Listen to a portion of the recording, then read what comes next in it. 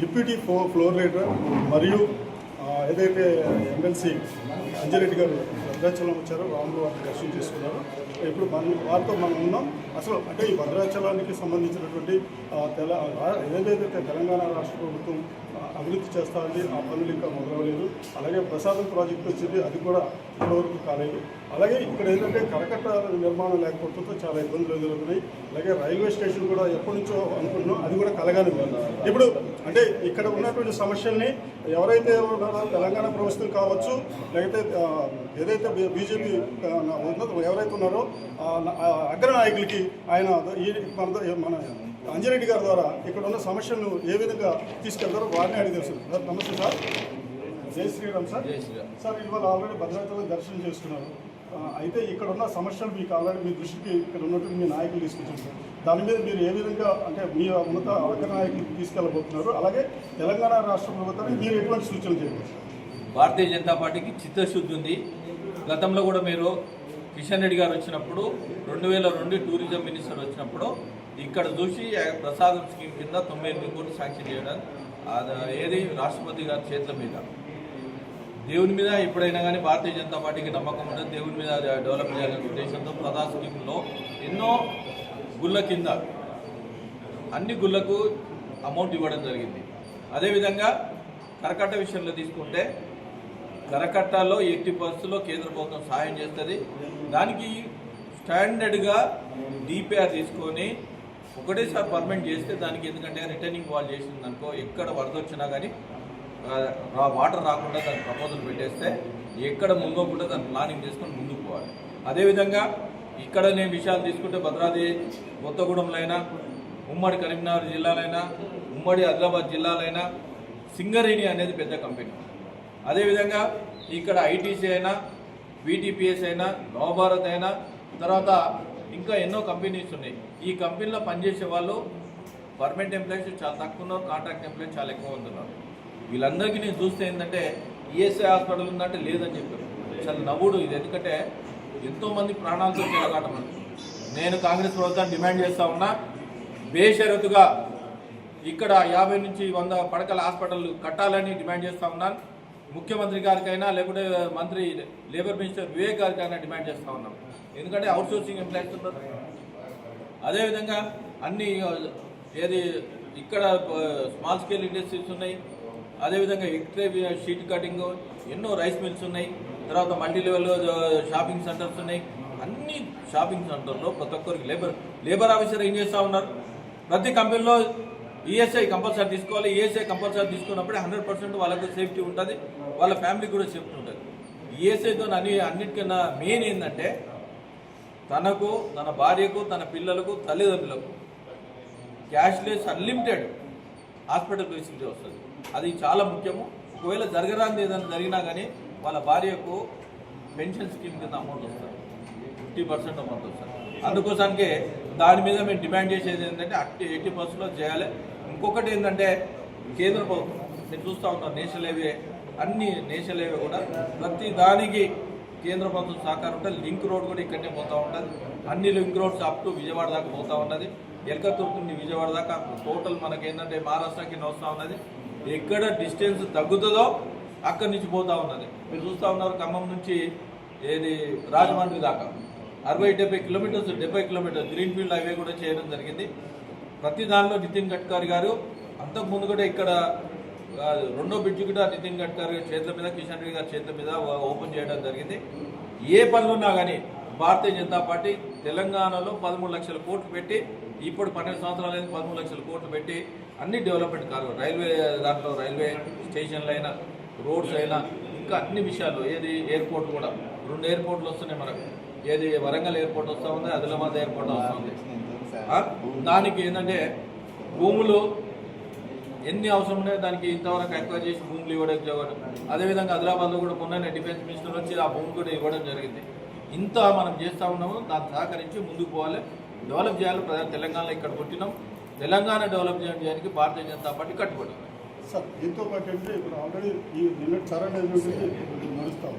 అంటే సామాన్యుడికి కూడా కొంత అనుమానాలు ఉన్నాయి. ఎందుకంటే కాంగ్రెస్ పార్టీ కావచ్చు, బీజేపీ పార్టీ చేస్తున్నట్టు దాని మీద బీఆర్ఎస్ కావచ్చు, ఒక భయం అనేది ఒక ఇదవుతుంది. వాళ్ళు ఏంటంటే జనాల్లో ఈ ఓట్లు పోతాయేమో, అసలు మా ఓట్లు ఉంటాయా ఉండవా, తీసేస్తారేమో అనేది ఉంది. మీరు ఈ సందర్భంగా న్యూస్ ద్వారా ప్రజలకు ఏం చెప్పదలుచుకున్నారు అంటే సామాన్యుడికి ఓటు హక్కు ఉంటుందా లేకపోతే తీసేస్తారా అంటే ఈ సర్ ప్రోగ్రాం అసలు ప్రధాని ఏంటి?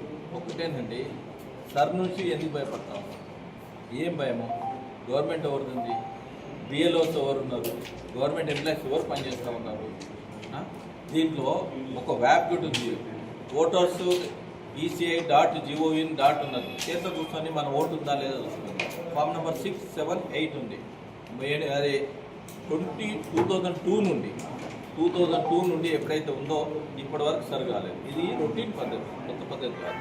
ఒకటే ఏంటంటే ప్రతి ఒక్కొక్కరికి 4 ఓట్లు, 5 ఓట్లు.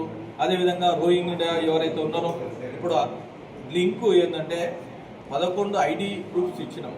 11 ఐడి ప్రూఫ్స్ ఇచ్చినప్పుడు గతంలో ఎవరిది ఐడి ప్రూఫ్ ఇచ్చినా ఐడి ప్రూఫ్తో పోతుంది. పాకిస్తాన్లో పుట్టిరా లేకుంటే బంగ్లాదేశ్లో పుట్టిరా వాళ్ళు ఓట్లు కావాలంటే కాదుగా. ఒక మనిషికి ఒకటే ఓటు ఉంటుంది. ఆధార్ కార్డు ఏ విధంగా ఉందో ఆ ఓటు ఉంటుంది. ఆ ఓటు తీసేయకుండా 80% ఓటు ఉంటుంది. ఓటు కూర్చోడానికి ఎప్పుడు భయపడరు. ఇంకొకటి ఏంటంటే మీరు ఒకటే కంపేర్ చేసుకోండి. గ్రామ పంచాయతీ ఎలక్షన్లో వచ్చినప్పుడు 96, 95 ఎబో 95 నుంచి 98% దాకా ఓటింగ్ అవుతుంది. మరి ఎమ్మెల్యే ఎంపీ ఓటింగ్ అయినప్పుడు 45-50% ఎందుకు అవుతున్నాయి? ఒక్కొరికి 5 ఓట్లు, 6 ఓట్లు ఉన్నాయి. అదేవిధంగా మీరు మొన్న చూసారు వెస్ట్ బెంగాల్లో 94% హిస్టరీలో 94% అసెంబ్లీలో నీకు ఓటింగ్ అయిందంటే దీన్ని బట్టి ఏంటంటే ప్రతి ఒక్కరికి ఒకటే ఆధార్, ఒకటే ఓటు. ఎపిక్ నెంబర్ ఉంటుంది. ఇక్కడ నుంచి ఎక్కడైనా ట్రాన్స్ఫర్ చేసుకోవచ్చు. దానికి ఇబ్బంది లేదు. ప్రతి ఒక్క టెక్నాలజీ ఉంది. టెక్నాలజీ మీ ఆఫీసర్స్ ఉన్నారు. మరి మీ గవర్నమెంట్, మీ ఎంప్లాయీస్ మీరు పనిచేసేలారో ఒకటి చెప్పండి. గతంలో బీఆర్ఎస్ ప్రభుత్వం ఉండే 10 సంవత్సరాలు మీ దగ్గర పనిచేసారు. ఇప్పుడు కాంగ్రెస్ ప్రభుత్వం ఉంది, 2.5 సంవత్సరాలు పనిచేస్తారు. బిఎల్ఓస్ మా బిఎల్ఓసా మీ బిఎల్ఓసా? స్టేట్ గవర్నమెంట్ పనిచేస్తుందా, సెంట్రల్ గవర్నమెంట్ పనిచేస్తుందా? దానికి జవాబు చెప్పండి, నేను చెప్తా. ఎందుకంటే ఒక్క ఓటు ఒకటే ఉంటుంది. ఎన్ని ఓట్లు ఉన్నా కానీ ఒక్కసారి డూప్లికేషన్ అనే ఓట్లు వస్తే 100% దాన్ని ఎలిమినేషన్ అయిపోతుంది. ఎలిమినేషన్ ప్రకారం ఉంటుంది. ఇంకొకటి ఏంటంటే ఎవరన్నా కొత్త ఓటర్స్ ఉంటే ఫామ్ నెంబర్ 6 తీసుకొని దాన్ని ఫిలప్ చేసి ఇస్తే వాళ్ళ ఓట్లు కూడా దాన్ని ఎన్రోల్ చేయడానికి ఉంటుంది. 2025 జనవరి 2026 జనవరి వరకు కొత్త ఓటర్స్ ఎవరున్నా కానీ దాన్ని ఎన్రోల్మెంట్ చేసుకోవచ్చు. దాని ప్లానింగ్ ఏం లేదు. ఎవరు ఓటు పోదు. మీ ఆధార్ కార్డు ఒకటే ఏదో ఉంటుంది. ఒక్క మనిషికి ఒకటే ఓటు. భారతదేశంలో పుట్టిన వాళ్ళు బీదోళ్ళైనా ఉన్నోళ్ళైనా ఒక్క మనిషికి ఒకటే ఓటు. సార్ దీంతో పాటు ఏంటంటే ఇప్పుడు తెలంగాణ రాష్ట్రంలో బీజేపీ జెండా ఎగరవేస్తామని చెప్పేసి ఎవరైతే ఉన్నారో ఈ నాయకులు అంటారు. కాకపోతే ఇక్కడ బలోపేతం ఎలా జరుగుతుంది అంటే మనకు తెలంగాణ కావచ్చు, ఈ ఉమ్మడి ఖమ్మం జిల్లాలో మీ పార్టీ బలోపేతం ఏ విధంగా జరుగుతుంది? ఆల్రెడీ శిక్షణలో ఉన్నాయి, అన్నీ ఉన్నాయి. మా బాలపోతే 100% అయితే మేము గవర్నమెంట్ వచ్చిన తర్వాతనే మేము మాట్లాడుతున్నాం. దాని గురించి వరి కాదు. ఎందుకంటే ప్రజల్లో ఒకటే గుర్తుపెట్టుకోండి, కాంగ్రెస్ అంటే కరప్షన్. ఈ కరప్షన్ కోఆర్డినేషన్ లేదు ఆడ. మీకు గతి లేని సంసారం చేసుకుని శుద్ధి లేని సంసారం. ఒక మంత్రికి శుద్ధి లేదు. ఇంకొకటి ఏంటంటే మీరు చూస్తూ ఉన్నారు 12 సంవత్సరాల నుంచి 22 రాష్ట్రాల్లో ఉన్నది. ఏ ముఖ్యమంత్రి అయినా అవినీతి చేసిరన్నారా? ఏ మంత్రి అయినా అవినీతి చేసిరా? 2.5 సంవత్సరాలు అన్ని అవినీతులు బయటపడతా ఉన్నాయి. ప్రతి ఒక్కరు చూస్తూ ఉన్నారు. దేశం బాగుపడాలంటే రాష్ట్రం బాగుపడాలంటే అవినీతిని దూరం చేసినాం అనుకో ఆటోమేటిక్ బాగుపడుతుంది. ఇన్ఫ్రాస్ట్రక్చర్ డెవలప్మెంట్ చేయమని చెప్తున్నాం. మీరు మాట ఇచ్చిన 2 లక్షల ఉద్యోగాలు ఇవ్వమని చెప్తా ఉన్నాం. ఎందుకు ఇవ్వలేరు ఉద్యోగాలు? అదేవిధంగా ఫీజు రియంబర్స్మెంట్ ఎందుకు ఇవ్వలేరు? రిటైర్మెంట్ వాళ్ళకి ఎందుకు ఇవ్వలేరు? మీరు ఇచ్చిన 6 గ్యారెంటీలు ఏది ఫిలప్ చేశారు? అది ఇచ్చినాక మాట్లాడమని చెప్తున్నాం. చివరగా సార్ ఇప్పుడు ఏదైతే మీరు రాముల వారిని దర్శనం చేసుకున్నారు, ఆల్రెడీ రాముల వారు ఇచ్చారు. ఇక్కడ ఏంటంటే బీజేపీ ప్రభుత్వం లేకపోవటం బట్టి అభివృద్ధి జరగట్లేదు. ఇక్కడ ఉన్నటువంటి నాయకులు దృష్టి సారించట్లేదు. కేవలం అయోధ్యనే అంటారు. ఇది కూడా దక్షిణ అయోధ్యగా ఉంది కాబట్టి రాబోయే రోజుల్లో మీరు వచ్చారు కాబట్టి మీ అగ్ర నాయకులకి ఏ విధంగా చెప్తారు?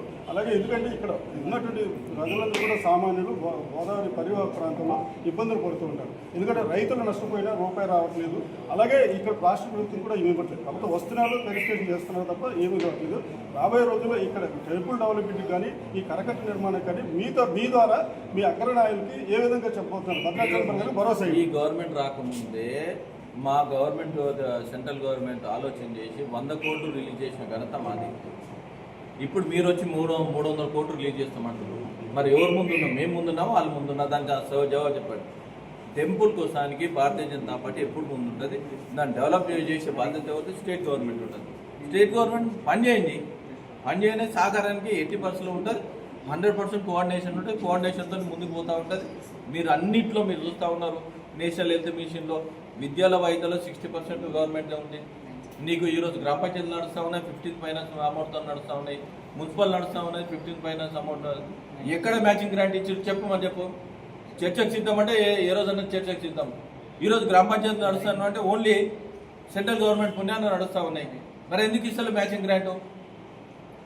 ఈరోజు నరేగా అది 80% నడుస్తూ ఉన్నది. అదేవిధంగా ప్రధానమంత్రి సడక్ యోజన కింద 65,000 కిలోమీటర్లు రిలీజ్ చేసింది, 1,74,000 కోట్లు.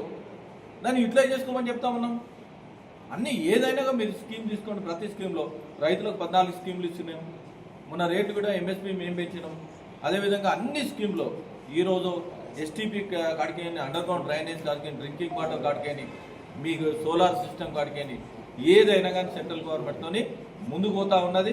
దాన్ని యూటిలైజ్ చేసుకుంటూ కోఆర్డినేషన్ చేసుకొని, ఎందుకంటే ఫెడరల్ సిస్టంలో స్టేట్ గవర్నమెంట్ ఎంత ఇచ్చినా సెంట్రల్లో స్టేట్ గవర్నమెంట్కి ఇవ్వాలి, దాన్ని యూటిలైజ్ చేయాలి. కలిసిమెలిసి మీరు ప్లాన్ చేసుకొని ముందుకు డెవలప్ చేసే ప్రపోజల్ ఆలోచన చేసుకొని డిపిఆర్ ఇస్తే ఏదైనా సహకరించడానికి మేము ముందున్నాం. ఏదైతే అభివృద్ధికి తాము కట్టుబడి ఉన్నామని బీజేపీ ప్రభుత్వం ఫండ్స్ ఇస్తుందని, అలాగే యూటిలైజ్ చేసుకొని ఆ యొక్క అభివృద్ధికి వాళ్ళందరూ కూడా సహకరించాలని, ముందుకు పోవాలని, ఇచ్చినటువంటి ఏదైతే ఉన్నాయో ప్రాజెక్టులోనే వాటిని వాళ్ళు అమలు చేసి ముందుకు సాగించాలని. ఎందుకంటే ఆల్రెడీ 98 కోట్లు ఇచ్చారు, వాటి పనులు పూర్తి చేయలేదు. భద్రాచలానికి అలాగే ఏదైతే కరకట్ట కానీ లేకపోతే ఇక్కడ ఉన్నటువంటి టౌన్ డెవలప్మెంట్కి కట్టుబడి ఉన్నామని చెప్పేసి ఎమ్మెల్సీ అంజిరెడ్డి గారు తెలియజేస్తున్నారు. చంద్రశేఖర్, భద్రాచలం నుంచి క్యూ న్యూస్ లో వీడియో ఎడిటర్లు కావాలను. మీడియా రంగంలో మీ టాలెంట్ కు ఇది సరైన వేదిక. 3 నుండి 4 సంవత్సరాల ఎక్స్పీరియన్స్ ఉండి Photoshop, Premiere Pro, After Effects లో నైపుణ్యం ఉన్నవారు కావాలను. ఫ్రెషర్స్ కూడా అవకాశాలున్నాయి. ఆసక్తి ఉన్నవారు వెంటనే సంప్రదించండి. 8143001981.